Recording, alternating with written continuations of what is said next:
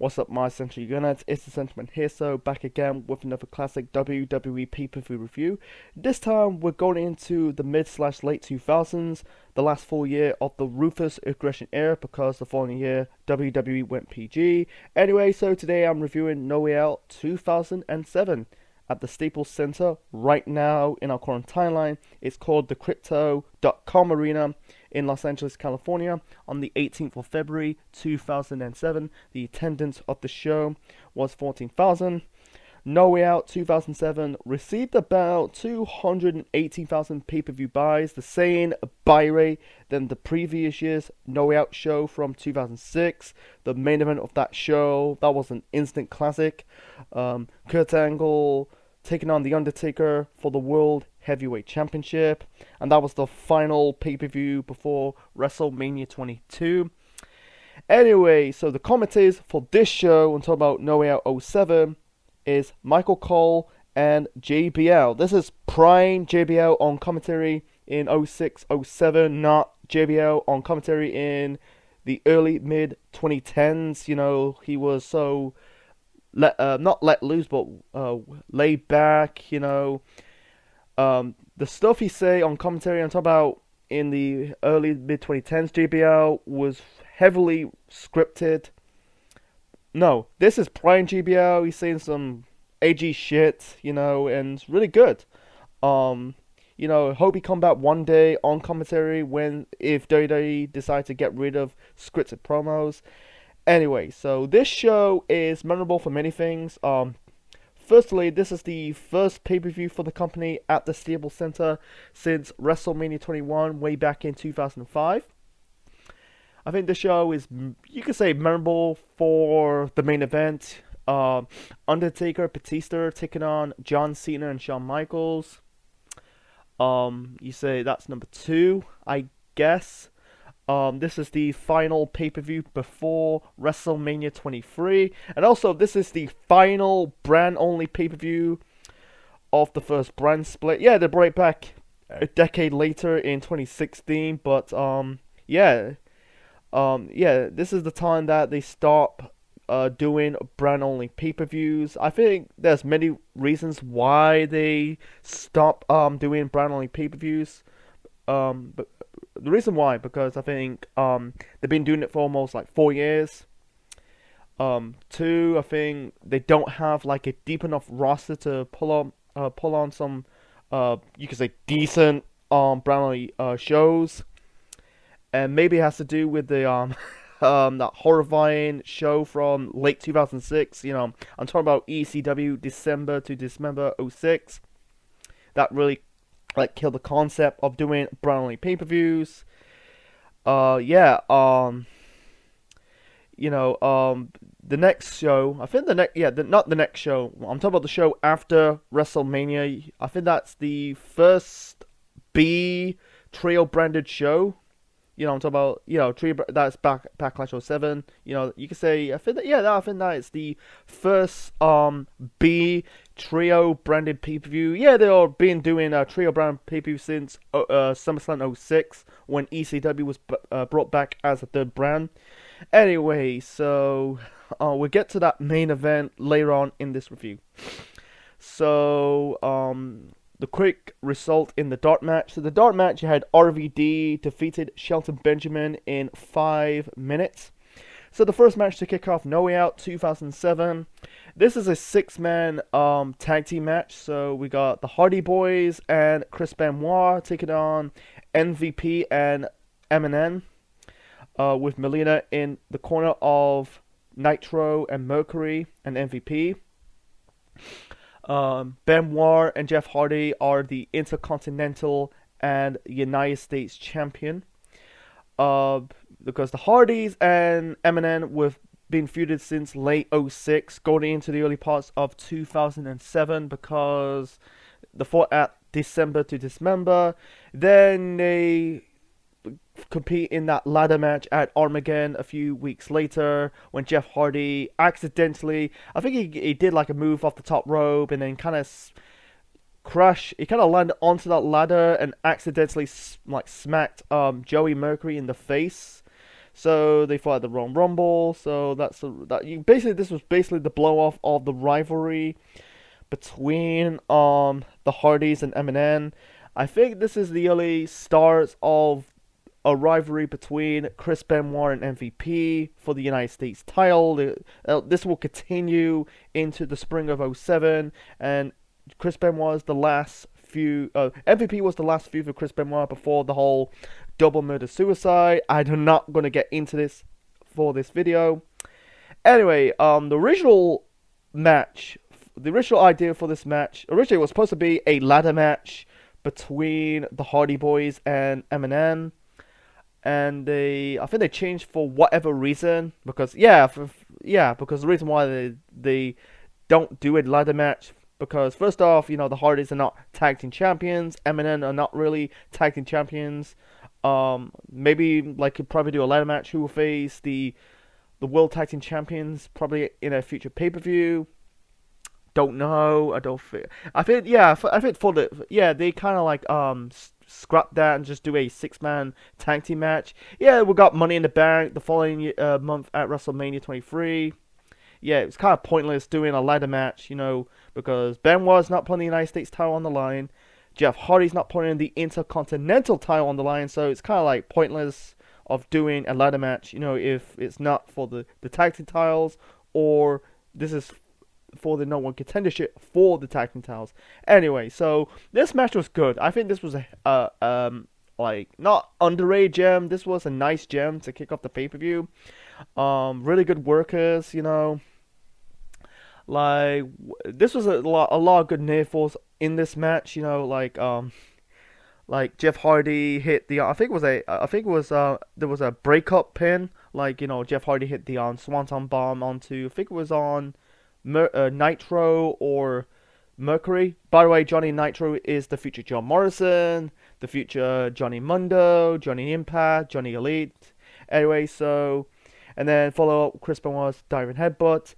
And then minutes later, Benoit trying to make MVP tapped out with the cripple crossface. I think one of the members of Eminem, stopped that. Break up Benoit's submission hold.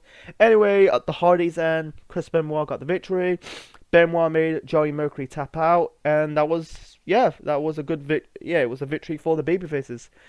And I wish the heels got the victory on this show, but unfortunately that's not meant to be. And also MVP, what they did to MVP in his first run in the company was a bit criminal, because he came in 2006. They gave him a losing streak. I think that's bullshit. Why you give someone, you're trying to build this guy as a next potential star in the company. You give them a losing streak. And during an MVP's losing streak, they put MVP in an inferno match against Kane. Really? Anyway, by the way, this was Joey Mercury's final pay-per-view appearance of his first run in the company, because Eminem didn't compete at WrestleMania 23 because the Hardys were in the Money in the Bank ladder match next month at WrestleMania 23. Benoit and MVP compete for the United States title. The series of matches going into the spring of that year. So yeah, it was the end of Joey Mercury's run in the company. He got released in March. So yeah, this was the blow off of the rivalry between Eminem and the Hardys. Eminem will reunite a decade later in the indie scene, because Mercury went on to return to the company in 2010, be part of CM Punk's Straight Society. Then 5 years later, he ended up being part of the Authority, part of J&J Security. That was in 2014, 2015. Yeah, and at the time he was a producer for the company. I think he's still a producer right now. I'm not too sure. Anyway, but besides that, it was a good opener to kick off the pay-per-view. After that, the show went, you could say, downhill after the opener. Or slightly downhill. Anyway, so the next match, this is a Cruiserweight Open for the Cruiserweight Championship. Not Shane, I almost called him Shane. It's actually Gregory Helms compete in it's a basically gauntlet match. He'd eliminate two cruiserweights in this cruiserweight open. You know, the two guys. I think the two guys kicked off the cruiserweight open was Scotty 2 Hotty and Ira Davari. Sky eliminated Davari, and then Helms eliminated Sky 2 Hotty. He eliminated Funaki. Gregory Helms got eliminated by Jimmy Wanyang. By the way, this is the first of 3 championship matches on the show. Anyway, so let's get back to this match. So yeah, he got eliminated by Jimmy Wanyang because at the time he was doing this Asian cowboy gimmick. I don't want to get into this in this video.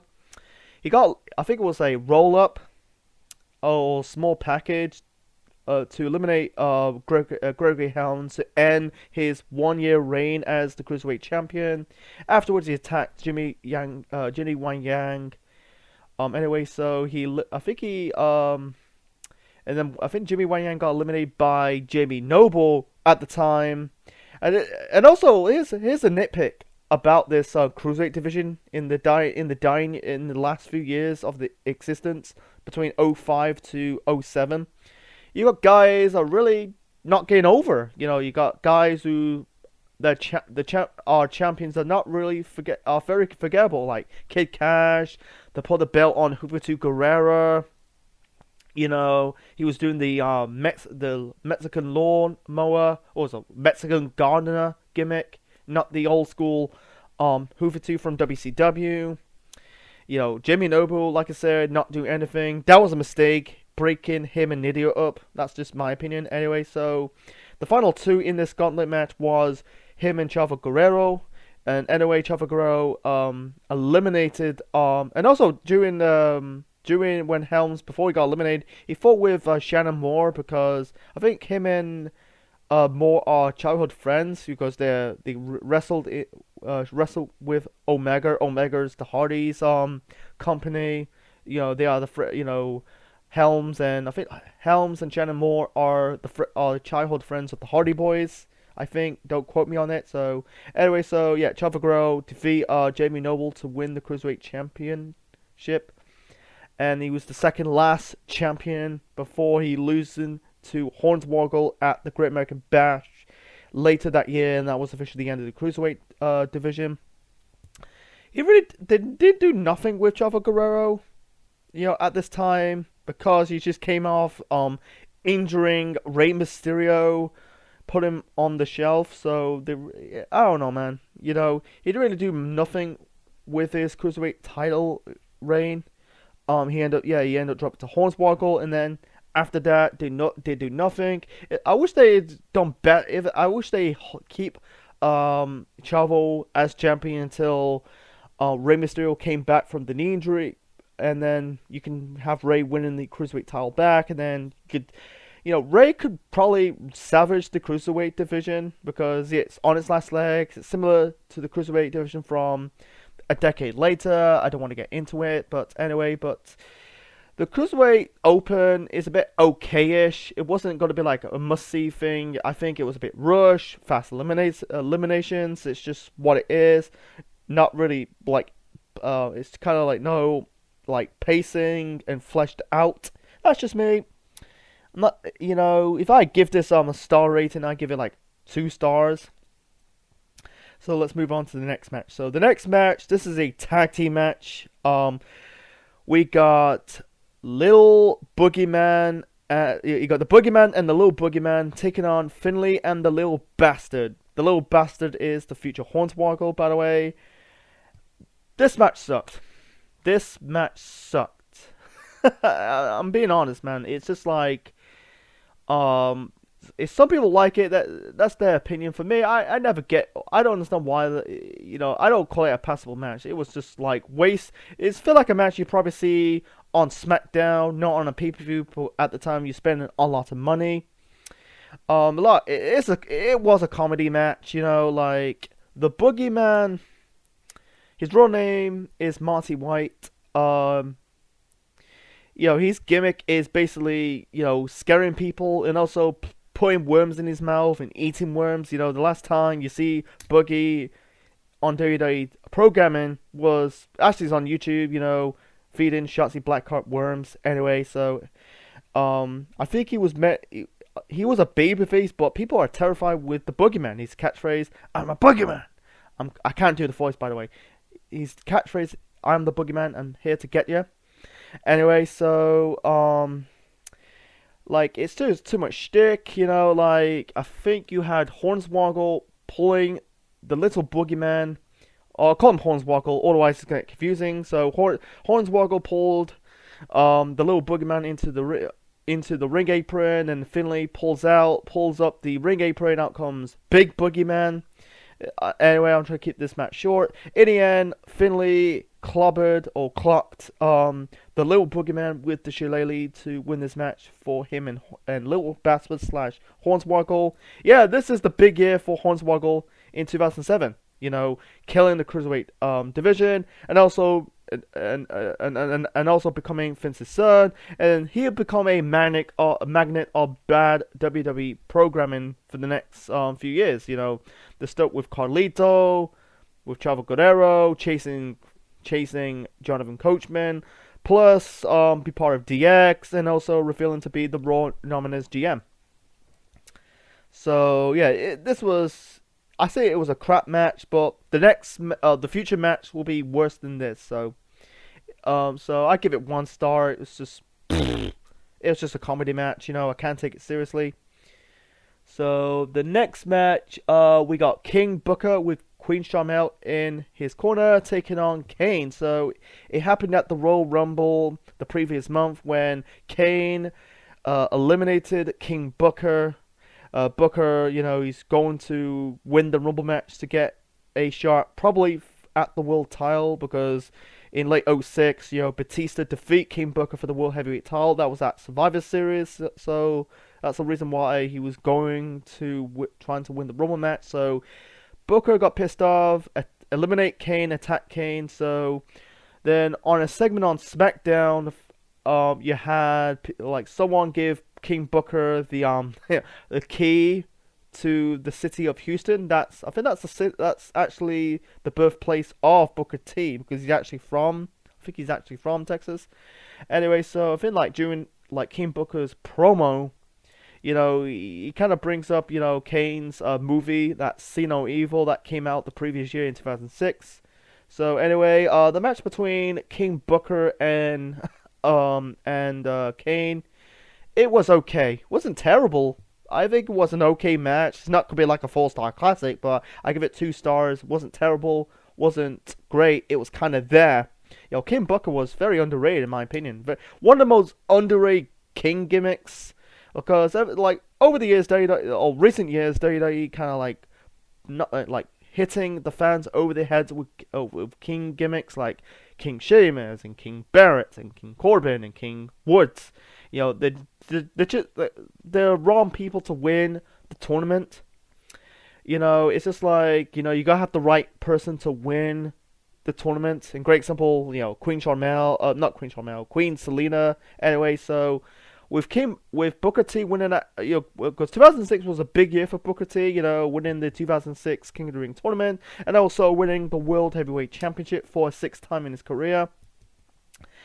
It was a big year, and then fast forward, you know, he lost the world title to Batista. Now this, you know, he ended up leaving the company later that year, you know, job into Triple H, and then you never seen Booker T again until his epic return at the Royal Rumble in 2011, because he had to run in TNA, part of the Main Event Mafia. Anyway, let's get back to this match. So anyway, I like King Booker's gimmick. You know, he ended up doing that like ridiculous accent. You know, it is ridiculous but kind of funny at the same time. He ended up doing a foreign accent when he was in TNA in 2008. Anyway, I'm getting off the topic here. You know, and Sharmell keeps saying, "Oh hail King Booker." Yeah, towards Batista's face, King Booker. Anyway, so the match was okay for what it is. In the end, I think Booker T was going for like the scissor kick, but Kane got out of the way, hit the choke slam onto King Booker to win this match. So it's about relevancy for Kane because next month at WrestleMania, Kane Booker will be in the Money in the Bank ladder match. Kane fought the Great Khali. Let's move on. So the next match, this is for the WWE Tag Team Championships. This is the second of 3 championship matches on the show. We got Paul, London, and Brian Kendrick defending the WWE Tag Team Championships against Deuce and Domino with Cherry in their corner. And by the way, London and Kendrick are in their 1-year run as the Tag Team Champions. I've got to mention this, in the Cruiserweight Open, Gregory Helms, won the belt at the previous year's Royal Rumble show from 2006, Anyway, so London and Kendrick won the tag team belts against Eminem at Judgment Day 06. They went on to have the longest reign as a tag team in WWE until the New Day broke it in 2016, a decade later. I forgot to mention that. So, Deuce and Domino, they're basically greasers, it's a bad gimmick. This is like, at this moment in time, the Russo Aggression era is pumping out some crap gimmicks like the Dick Riders or Dick Throbbers. What the fuck? I don't want to get into that. Kevin Thorne, Mexicals. Holy shit. It's basically like it's a bit, actually, Ruthless Aggression era's version of WWF in 1995. Even though the Ruthless Aggression era is way better than WWF in 1995, but this is basically the Ruthless Aggression era in a nutshell, producing some crappy, ridiculous characters in that time period between 04 and 07. Anyway, so it was an okay match. It was kind of there, so it was short. It's about 10 minutes, similar to Kane's match. Well, that was a bit, I think it was a bit shorter than the tag team title match. Anyway, so London and Kendrick retain the tag team titles, Deuce and Domino. By the way, I think Deuce or Domino is Sin Snooker, the son of the late Jimmy Snooker, and also the brother of Tamina Snooker, by the way. Anyway, they were going for like some kind, I think it was a tag team finisher. But instead, I think it was Kendrick counting into a small package for the win. That was kind of a clever move to end this match. So, by the way, Deuce and Domino went on to defeat London and Kendrick for the tag team titles in April when SmackDown did the show in Italy, in Milan. So that's match number 5. There's 6 matches, by the way. Yeah, 5. It was a 7-match card. Anyway, so the next match. This is bad. This is the third of 3 championship matches on the show. So we got Bobby Lashley, the ECW champion, defending the belt against Mr. Kennedy. So at December, that horrifying show that really killed the brand only pay-per-views, to kill the concept of brand only pay-per-views, Bobby Lashley won the ECW title in the Extreme Elimination Chamber match. So he's in the middle of his, you could say, one and only reign as the ECW champion. Yeah, he won it again in, I think it was around May time or June time. But he was stripped because he went to Raw. Anyway, so, via the draft, by the way. Anyway, so, it's basically just next challenges for Bobby Lashley. The only reason why they put the belt onto Bobby Lashley's Vince McMahon's wet dream. You could tell he was so vanilla and he's a bit of a cookie cutter. Compare right now, he was a dominant, a badass. Right now, compared to Bobby Lashley in 06, 07. So, anyway, they don't show the video package why Mr. Kennedy's got a shot at the ECW title. It's just showing the backstage, not backstage, well, the background, behind the scenes of Bobby Lashley. He's competing in amateur wrestling. They interview, Bobby Lashley's family, like his sister and mother. Anyway, so there was a segment like talking shit, Mr. Kennedy talking shit towards Lashley and the people at the Staples Center. Then Lashley attacked Mr. Kennedy, and then it started with some kind of like sneak attack, and Lashley dodged the sneak attack by Mr. Kennedy. So the first half of the match Lashley got the offense, and then the second half of the show, the second half of the match, you know, but Mr. Kennedy also got the offense. The whole bulk of the match, you had Mr. Kennedy working on the leg of Bobby Lashley. He put him in some kind of weird modern version of the figure four leg lock. That was kind of cool, by the way. But besides that, the match sucked. I was bored of this, man. Bobby Lashley was too exposed. It wasn't a bad worker. He was not quite there yet. He's not quite, got the used to it, in the ring wise. But at the same, and also can't find his character yet. But like, it's just like it was boring. I think there was rumors, like I don't know. I watched someone else's review of the show, said like the fans were chanting like Lashley sucks. He got booed, Lashley. He didn't got heavily booed, but you could tell they're not really accustomed to Bobby Lashley. They're not buying into Bobby Lashley as the ECW champion. This mega babyface Bobby Lashley, I think at the time they just basically called him John Cena 2.0. This is before Roman Reigns will become John Cena 2.0. That's a different story. Anyway, so trying to keep it short, simple. Like, in the end, Mr. Kennedy hit Bobby Lashley in the back with the chair, and then Lashley used the chair onto Mr. Kennedy to get himself disqualified, and then attacked him with the chair into the stage area, and that was it. Anyway, so they kind of protect both the guys. They're trying to protect both guys, Lashley and Mr. Kennedy, because both of them got high-profile matches at next month's WrestleMania. Because Mr. Kennedy will be in the Money in the Bank ladder match. He went on to win become Mr. Money in the Bank, winning the Money in the Bank ladder match at WrestleMania 23, and then you thought this is going to be the big push for Mr. Kennedy. Unfortunately, that's not the case, because they took the briefcase off him, because he got the he suffered an elbow injury, and they thought it was a long-term injury, but instead it was a short-term injury. There was planned to have Mr. Kennedy becoming Vince's son, but he got suspended because he was part of a steroid rig. So yeah, I don't want to get into that. And also Lashley will be, also have another high-profile match at WrestleMania 23.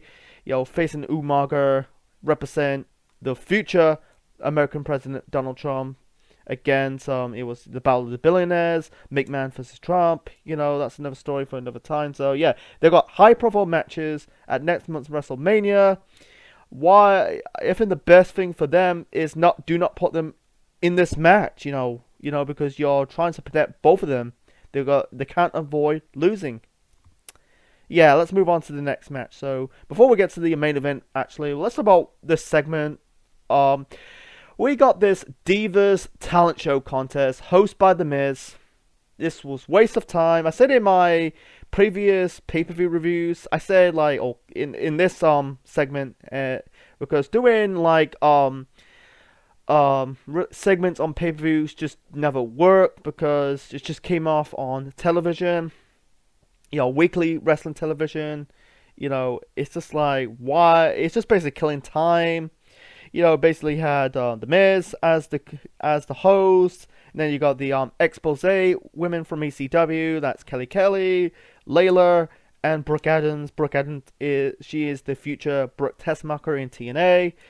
Yeah, it's just like, and also you got Jillian. Was it Jillian? Yeah, Jillian Hall. Was part of this segment, singing and talking shit other women or divas at the time. It was just like, she got booed, but I wish they just chant shit the fuck up towards Jillian Hall, man, because at the time she was doing the singing gimmick, because at this moment in time the cabinet is no more.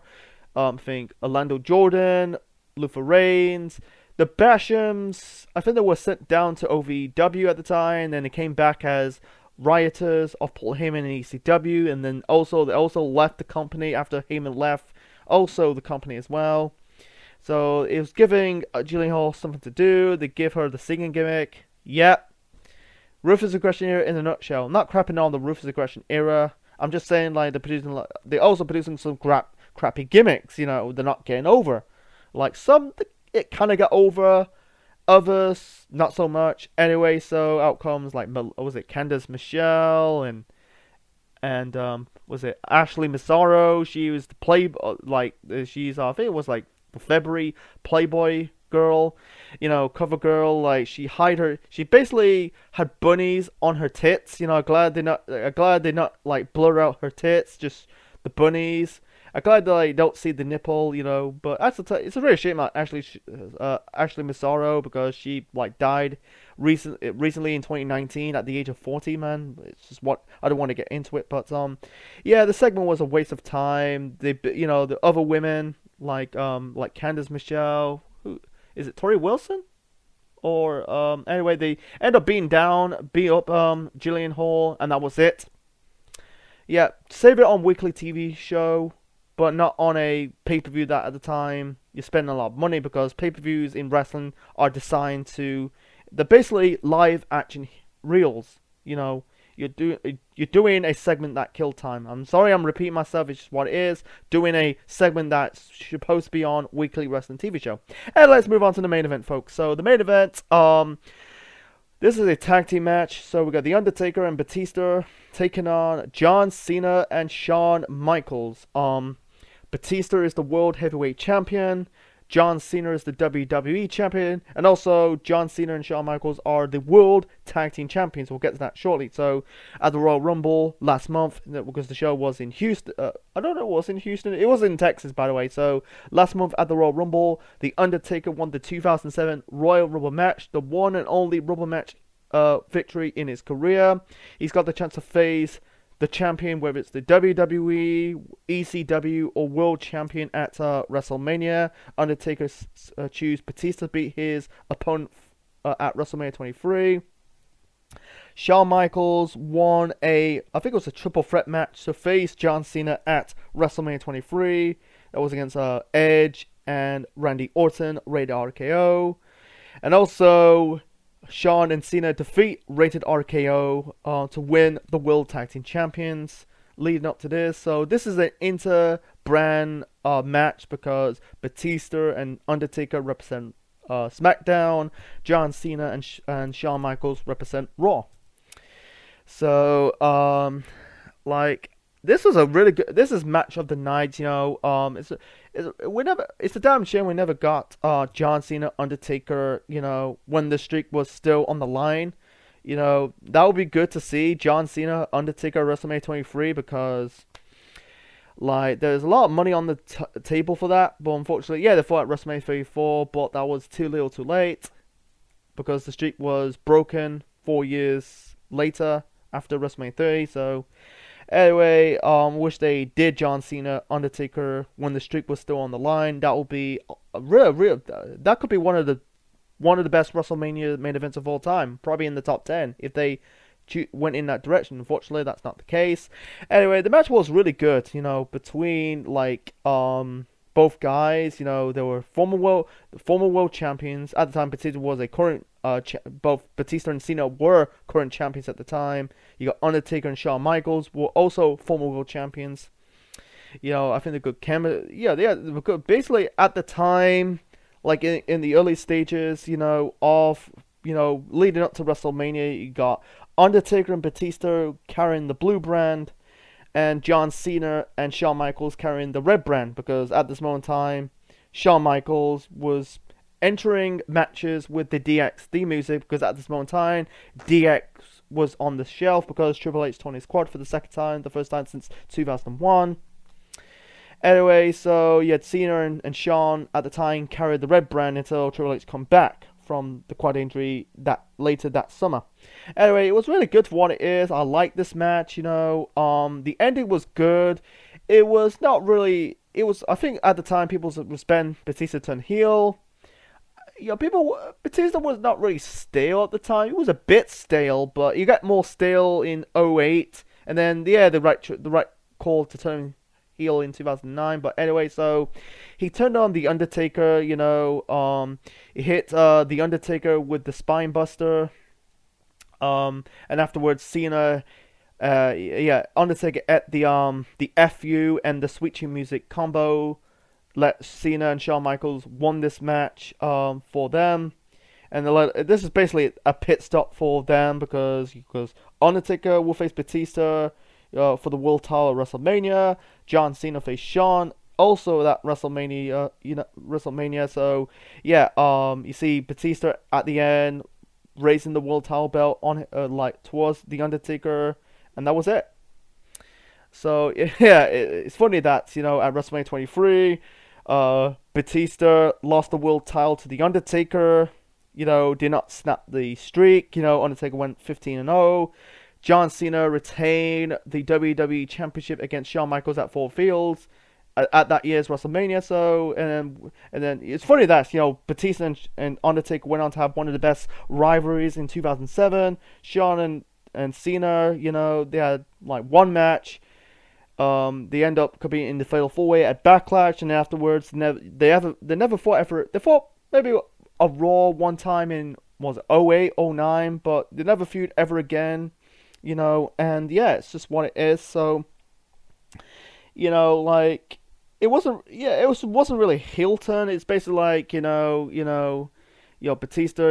I think I don't know because like those two world title matches at WrestleMania, it's just basically babyface versus babyface. Even though like Shawn's leading heel, they never got a heel turn of Shawn Michaels. But yeah, it's just kind of weird. It's just what it is. So anyway, I think it was a good match. I think it was the first time that Shawn and Taker fought for the first time since Royal Rumble '98, since the when Shawn injured his back. It's just it's just what it is. Yeah, they fought at the Rumble match. The previous month. It's just it's the first time in years that Shawn and Taker were in the ring because anyway. So let's talk about my overall thoughts of the show. So. Yeah, I'm kind of rambling. So anyway, my final overall reign of No Way Out 2007. Hard one to rate. I give it 5.5. Actually, I'll give it 4 out of 10, man. No, fuck it. I'll give it 5.5 out of 10. I think this is a 2-match show. You got the main event. That's John Cena, Shawn Michaels versus Taker and Batista. And also the opener, Hardy's, Benoit versus MVP and Eminem. Yeah, but yeah, besides that, this is a glorified SmackDown on a weekend, on a Sunday night, Like, it was a bit mediocre. Like you had okay matches, like, the Cruiserweight Open was okay. London and Kendrick taking on Deuce and Domino was also okay as well, and also Kane and Booker was also an okay match. Still just kind of there. There were a lot of crap on the show. Not too much crap, like you got the Divas talent show contest segment. You had Finlay, Little Bastard taking on Boogeyman and Little Boogeyman. That was just a comedy match. And also you've got that crappy ECW title match between Bobby Lashley and Finlay. It's just like, wow. It's just basically the undercard was crap. The opener and the main event was good, but the undercard was, like I said, crap. So anyway, I hope you enjoy my review of No Way Out 2007. Leave your thoughts on the comment section below. What's your thoughts on this show? What's your rating of No Way Out 07?